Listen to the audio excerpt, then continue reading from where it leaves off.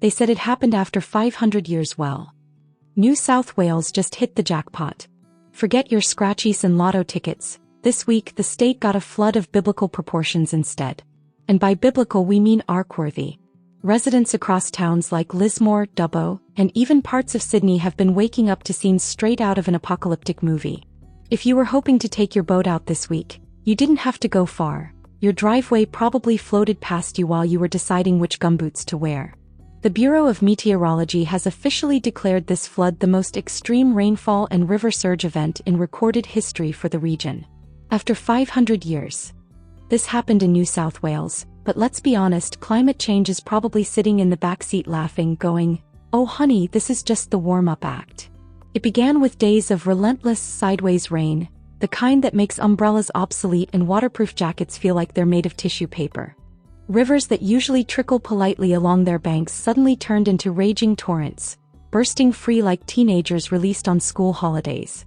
By Tuesday, emergency sirens blared across several towns. A statewide emergency declaration was issued. The SES, RFS, police and even the military were mobilized. Roads became rivers. Rivers became lakes. And the humble Aussie ute? It became a boat. Now here's the part where things get really serious. Thousands of residents were ordered to evacuate from their homes, especially in low-lying regions. Evacuation centers were set up in schools, sports centers and even churches. Some locals had to be airlifted from their rooftops by rescue helicopters.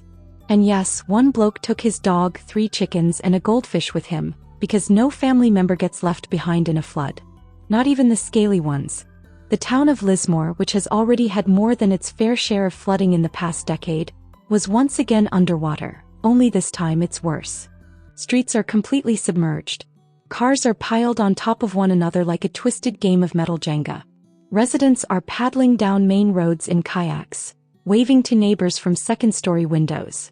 And then there's Dubbo, usually famous for its zoo, now home to crocodile-level floodwaters. No crocs yet, but let's not tempt fate. The images are shocking. Aerial drone footage released by the ABC shows what looks like an inland sea stretching across farmland, suburbs, and even industrial zones. Cattle stranded on small patches of dry land. Fences floating past like driftwood. Entire neighborhoods resembling Venice, only with gum trees and wheelie bins bobbing like tiny boats. As of May 21st, over 25,000 residents have been evacuated across affected regions. Authorities are urging people to stay out of floodwater, warning that it's not just dangerous, it's also a cocktail of mud, sewage, chemicals, and the occasional floating lawn gnome. So no, it's not the time for a swim or a TikTok. Emergency responders have rescued more than 800 people trapped in their homes or vehicles. Several bridges have collapsed, rail lines are suspended, and hundreds of roads are closed. Schools are shut. Power is out in many towns. Phone reception, spotty at best unless you're standing on a fridge on the roof of your shed. And what caused this watery catastrophe? A rare combination of a stalled low-pressure system, warm ocean temperatures, and an atmosphere so saturated that it could basically wring itself out. Rainfall totals broke records.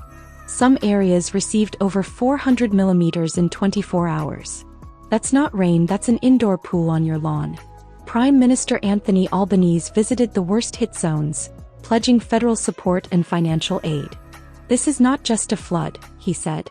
"This is a crisis." He wasn't kidding. Damage costs are already being estimated in the billions. Homes destroyed. Livelihoods lost. Farms ruined. Insurance companies bracing themselves for impact harder than a kangaroo in mating season. And the worst part is, the rain isn't over yet. Meteorologists warn that although the heaviest rain has passed, floodwaters will keep rising for days as upstream water flows downriver. For towns downstream, the nightmare is only beginning. One bright spot in this soggy saga? The Australian spirit. Locals helping locals. Strangers ferrying elderly neighbors to safety.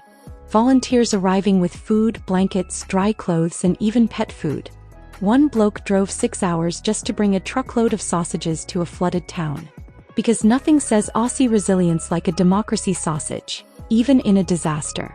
Of course, amid the chaos, there were also those classic Aussie moments. A bloke from Ballina was filmed using an esky as a canoe. Another guy held onto a street sign like it was the mast of the Titanic while live streaming to his followers. And let's not forget the guy in a wetsuit barbecuing on a rooftop shouting, "Still cooking, mate," as his garden furniture floated away. But behind every viral video there's a serious story. Families sleeping on gymnasium floors. Parents trying to explain to their kids why they can't go home yet. Elderly residents missing medication. Local businesses completely wiped out. These are real people dealing with real devastation, and they'll need more than just a laugh and a tinny to recover. Emergency grants and assistance packages are being rolled out by the NSW and federal governments. Services like Resilience NSW and the Red Cross are coordinating aid efforts, and Aussies volunteers are still going door to door. But the road ahead is long, muddy, and emotionally exhausting. Climate scientists are already weighing in. They say this kind of event, once considered rare, could become more frequent if global temperatures continue to rise. Coastal and inland flooding, intense storms, and unpredictable weather patterns will be the new normal unless drastic measures are taken. So what have we learned? First, never underestimate Mother Nature in Australia. She's got a sense of humor, but she also has a mean right hook. Second, always be flood prepared, even if you think it never happens here. And finally, Australians are tough. We might get knocked down by a wall of water, but we'll float back up, crank the barbecue, and rebuild brick by muddy brick. To everyone affected, you're not alone. The whole country is watching, helping, and hoping for the rain to stop and the sunshine to return. Until then, stay safe, keep dry, and maybe invest in a kayak. Because in Australia, even dry land can surprise you.